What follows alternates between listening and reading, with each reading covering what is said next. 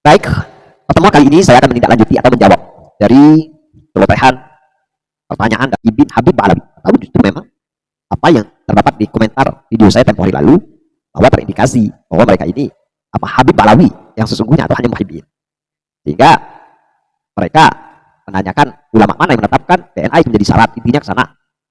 Atau apa alasan tes DNA untuk mengisbat nasab seseorang. Saya sajikan hujah, dalil sesuai dengan kaidah ilmu fikih. Ma la yatimul hukmu illa bihi bahwa kabar. Sesuatu yang tidak tercapai penetapan hukum tanpanya, maka ia harus dipertimbangkan. Artinya, nasab Habib Ba'alawi itu mereka gaungkan bahwa paling sahih. Tapi ketika kita meneliti syarat-syarat yang ada, banyak yang rancuh, ragukan. Oleh karena itu dibutuhkan cara lain.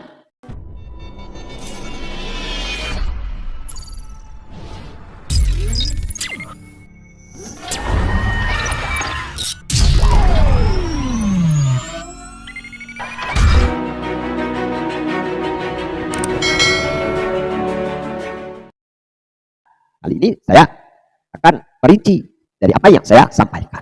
Nah, sahabat-sahabatku, ketika sebuah klaim tentu mengatasnamakan nama atau nasab Nabi Shallallahu Alaihi Wasallam, maka kedudukannya tidak bisa disamakan dengan nasab manusia pada umumnya.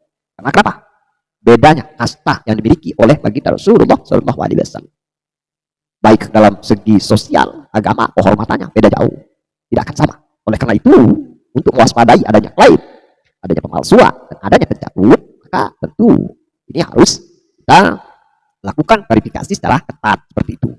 Sebagaimana pula di dalam syariat, mereka pula kan beda dengan manusia pada umumnya. Dalam salah satu contoh kasus sebagaimana Bani Hashim haram menerima zakat fitrah, dan nasab orang lain yang tidak ada kaitan kepada Bani Hashim, maka boleh. Itu kawan. Maka perbedaan hukum syariat antara keturunan Nabi Shallallahu Alaihi Wasallam dan Muslim pada umumnya itu tidak selalu sama. Begitu pula mengenai keabsahan nasab. Paham ya? Jadi klaim-klaim seperti ini tujuannya ialah bukan hanya soal garis keturunan, bukan. Tetapi jelas membawa konsekuensi sosial, agama, dan kehormatan yang besar. Kita paham tentang hal itu. Karena itu, setiap klaim harus diuji dengan standar yang paling tinggi. Standar yang paling tinggi. Tak boleh longgar. Tidak boleh ada celah, manipulasi, atau klaim, atau palsuan. Harus ketat dalam hal ini. Jadi kecerobohan bagi kita tentunya kalau memberikan ruang celah yang bisa membuat orang lain bisa mengklaim karena lemah hukum. Jadi kalau kita menegakkan syariat itu dengan benar, tentu dengan kehati-hatian. Jadi harus tentunya dengan standar yang paling tinggi. Ya kalau kita membayangkan bahwa nasab baginda Rasulullah SAW anak turunannya itu sama dengan kita, maka kita terbayang bagaimana nanti ketika ada suatu peristiwa pernikahan di mana ada seorang yang mengaku sebagai wali. Nah itu standar-standar yang bisa meloloskan. Kita berikan keringanan. Agar kenapa? Karena kemadorotannya akan lebih berbahaya. Pahami di situ. Mindset kita itu berpikirnya di situ. Seakan-akan membahayakan nasab pada umumnya. Padahal kalau kita perketat bahwa nasab pada umumnya itu yang terjadi, bahwa nanti akan membuka ruang perzinahan. Kita akan mempersulit proses di mana seharusnya pasangan yang seharusnya sudah akad, terlebih ada unsur-unsur lain yang mengharuskan bahwa mereka itu menikah dan sebagainya, maka tidak boleh kita mempersulit itu. Beda kawan, harus dicermati, harus dipahami bagaimana kita memfungsionalkan hukum-hukum fikih di dalam syariat itu yang sudah diatur. Para ulama menetapkan prinsip bahwa kehormatan nasab Nabi adalah maqsid, di mana di situ ialah tujuan agung dalam syariat masuk. Maka kalau sudah kita pahami di situ berlaku kaidah yang berbunyi makana maqsiduhu ta'zima wasyanata wajaba fihi tasabbut. Paham? Segala perkara yang tujuannya adalah penjagaan dan kehormatan, maka wajib dilakukan verifikasi sangat ketat. Jelas. Jadi kalau kita memberikan satu kelonggaran atas klaim, atas orang yang akan mudah masuk ke ruang mengacak-acak syariat itu sendiri, bahaya. Kemana? Kita pewaris Nabi yang tidak bisa menjaga tentunya hal-hal yang menimbulkan kemadharatan. Dalam konteks ini DNA hadir bukan menggantikan syarat syariat. Pahami? Bukan menggantikan, tetapi untuk mengokohkan metode at-tsubut, pembuktian, menguatkan agar klaim yang salah dapat tersingkir sebelum menciderai kehormatan Nabi. Jadi jangan sampai ini masyhur, kita sudah percaya, padahal yang kita percayakan itu tidak pernah kita verifikasi, tidak pernah kita uji. Maka DNA berperan dalam level tahqiq al-manat, yaitu memastikan apakah kasus yang diajukan layak masuk kategori hukum syariat atau tidak. Ini pula yang sesuai dengan tentu kaidah fikih yang mengatakan atahqiqu bil mahali qabla izalil hukmi min asdiddin. Jadi seperti itu. Bagaimana di situ penelitian terhadap objek wajib dilakukan sebelum menetapkan hukum syariat atasnya. Mereka klaim kan paling sahih, paling agung, makanya harus diverifikasi terlebih dahulu. Tidak sembrono. Jadi karena itu, ketika syarat syariat untuk menetapkan nasab tidak terpenuhi, suhronya diragukan, bainahnya tidak ada. Kan yang ada seperti itu. Namun klaim mereka terus dipaksakan yang terjadi saat ini. Padahal mereka tidak pernah membantah tudingan-tudingan atas mereka.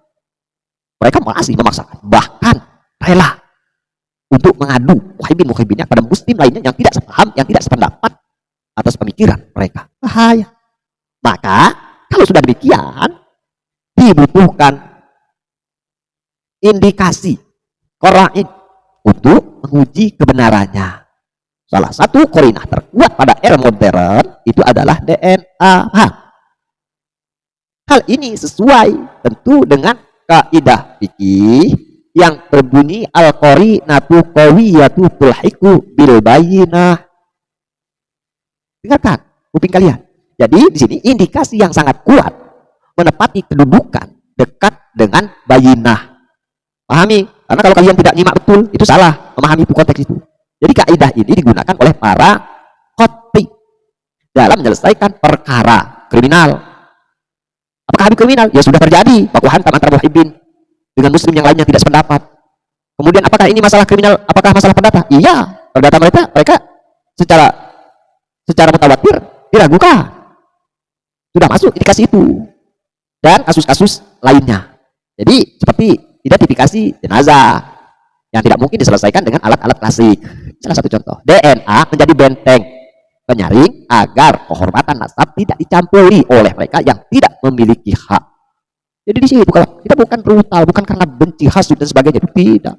Syukur kita alhamdulillah kalau memang Habib itu masyhurnya memang mutawatir riwayatnya, datanya lengkap konkret. Terlebih memenuhi apa yang menjadi permintaan kita. Bangga atas tentunya keberanian mereka yang berani membuktikan diri mereka itu bahwa betul-betul nasabnya tersambung pada bagi Rasulullah SAW. Bukannya takut. Kalau orang benar ngapain harus takut? Katanya berani mati kan seperti itu. Lucu. Soal ingin tahu kebenaran kalian itu cucu asli atau palsu, kalian banyak berkelit. Lebih jauh lagi, syariat memiliki kaidah untuk menghentikan klaim-klaim yang tidak layak. Bagaimana? Tentu bunyi kaidahnya iza batalal aslu batalal far'u. Jika pokok perkara batal, maka seluruh cabangnya batal. Dengan kata lain, jika seseorang mengaku keturunan Nabi, namun DNA menunjukkan ia tidak memiliki jejak genealogis Arab sama sekali, maka pokok klaimnya sudah batal. Jelas. Sehingga seluruh klaim turunannya pun batal tanpa harus masuk ke proses penetapan nasab syar'i. Dalam proses ini ya berlaku juga di mana kaidah yang berbunyi ad-dalilu yataqawwa bin dimami khairih. Dalil yang lemah bisa menjadi kuat ketika didukung oleh dalil lainnya.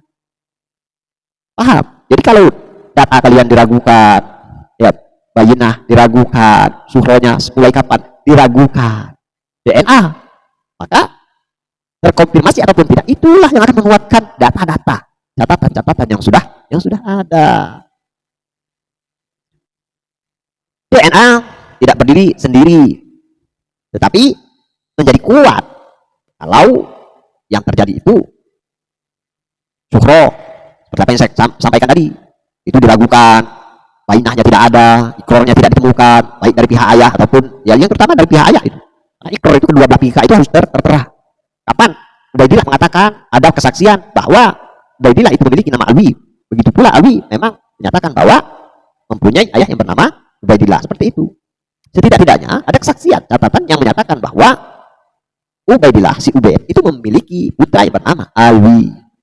Kemudian tidak ada catatan nasab, tidak ditemukan nasab-nasab, tidak ada kiafah. Jadi di sini kalau kita berkelit mengenai tentunya untuk tidak melakukan tes DNA, itu kemadaratannya kan luar biasa pada umat ini. Sedangkan kita mendirikan satu syariat itu menimbang atas kemaslahatan dan kemadaratan. Kemaslahatannya apa? Pikir kalian yang ada di MUI, yang ada di kementerian, kemaslahatan umat Islam atas mereka yang bangga mengaku sebagai cucu Nabi itu apa? Memakmurkan. Itu kemadaratannya yang apa? Bagaimana mereka berusaha melegitimasi, bagaimana mereka ingin tentunya menguasai, bagaimana mereka justru merendahkan para ulama, kiai. Lalu sekarang ini toh nada mereka turun, seakan-akan lemah lembut, timing belakang, karena watak karakter itu bawaan dari leluhur mereka. Kalau yang terlihat akhir-akhir ini mereka selalu dekat dengan kiai-kiai yang sependapat masih dengan mereka. Kemudian mereka mengatasnamakan para ulama-ulama seperti Mbah Hasim, tapi mereka tidak segan untuk menyaci maki keturunannya Kiai Abdurrahman Wahid. Mereka membawa nama besar Imam An-Nawawi Al-Bantani. Mereka mencaci Kiai Ma'ruf Amin. Loh, logika kalian kemana? Ketika ada urusan seperti ini, leluhur mereka dibawa-bawa. Sedangkan ada satu persoalan di mana kalian sendiri menyaci maki duriah-duriah dari leluhur yang kalian sekarang ini buat tameng. Itu citraan. Dan nantinya pun kawan-kawan akan menyaksikan itu. Kalau ini kita biarkan begitu saja, madaratannya akan lebih besar tentunya. Jadi dalam konteks kehormatan Nabi, ya, bahkan satu indikasi saja sudah cukup untuk menolak klaim karena berlaku kaidah fokus menjaga kehormatan. Di mana bunyi kaidah tersebut darul mafsadati arjahu min jalbil maslahati. Di mana di situ dikatakan mencegah, perhatikan, mencegah kerusakan lebih diutamakan daripada meraih kemaslahatan. Ini dalam hal kemaslahatan.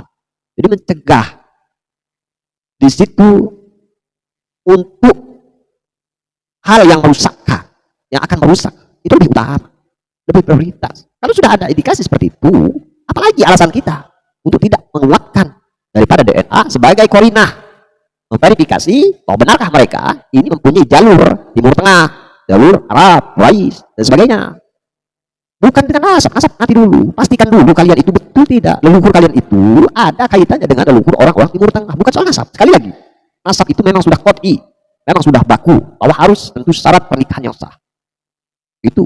Tapi kalau untuk menguji siapa kalian dan seluruh orang, adakah leluhur kalian berkonfirmasi ke Arab sana? Nanti tidak ada kan? Repot. Paham ya? Jadi kerusakan terbesar adalah orang yang bukan keturunan Nabi, tapi mengaku sebagai keturunan Nabi, lalu mengambil kehormatan. Ini yang terjadi. Dan kedudukan agama yang tidak layak baginya. Ini sudah terjadi, kawan. Makanya mereka itu bersikeras untuk mendirikan negara khilafah. Yang diangkat dari golongan mereka, yang menjadi khilafah tentu mereka. Bagaimana yang kita lihat sekarang ini sudah adanya imam yang nggak tahu bagaimana proses pengangkatannya. Mungkin juga mereka sudah mendirikan amir, pemimpin. Ya kita tidak tahu apa yang terjadi di dalam sana. Makanya inilah yang harus kita waspadai. Dengan demikian, sahabat-sahabatku, DNA tidak digunakan untuk menetapkan nasab, tidak, ya, tetapi untuk mencegah kerusakan, yaitu klaim palsu yang mencemari nasab Nabi Shallallahu Alaihi Wasallam. Karena dengan demikian mereka bisa menunjukkan bukti bahwa ada jalur ke Timur Tengah, ada jalur Arab dan sebagainya. Nah, saya rasa cukup di sini untuk segmen yang pertama. Nanti ada lanjutan yang lebih tentunya mendalam, detail kita kaji secara rinci, jangan lewatkan. Bagi kalian tentunya yang belum subscribe channel ini, silahkan kalian subscribe, share, dan berikan tentunya komentar-komentar kalian yang santun. Kita bukan alergi kepada pertanyaan, tetapi kalau kita masih ilmiah, kalau kita wajar dalam hal tentunya komunikasi, tidak jadi persoalan. Yang menjadi suatu masalah itu sudah di luar daripada koridor ketentuan, bahkan tentunya hal-hal yang sifatnya provokatif dan sebagainya. Silahkan, saya buka dengan tenang hati, tapi tentu kita kedepankan ilmu. Kalau kalian tidak sepaham, tidak sependapat, dan merasa terganggu, jangan lihat, abaikan apa yang saya katakan. Atau kalian buat bantahan tandingan di video kalian. Itu yang sehat, itu yang bagus, dan itu pula yang saya harapkan. Jadi tidak dengan mencaci maki, di kolom komentar yang ada di video. Kalau kalian merasa kurang puas, buat kalian video. Ini enggak, sudah akun-akunnya enggak. Ini dari nama akun pun sudah provokatif dan sebagainya. Iris saya melihat seperti ini. Nah, mudah-mudahan apa yang saya sampaikan bisa dipahami dan bermanfaat. Dari saya, Mamangku Hakim Etos, salam akal sehat.